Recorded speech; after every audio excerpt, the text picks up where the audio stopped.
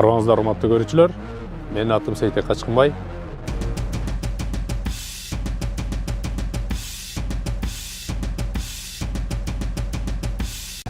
Демократияда башкаруунун негизи 3 типи, формасы же модели бар деп айтылып келет. Булар болсо парламентаризм, президентализм, семпрезидентализм. Бул 3 улустөр системасы, башкача айтканда саясий системанын алкагында бул 3 моделге мүнөздөмө берип, алардын өзгөчөлүктөрү, артыкчылыктары жана кемчиликтери жөнүндө кезек-кезеги менен сөз кылып кетели эмесе.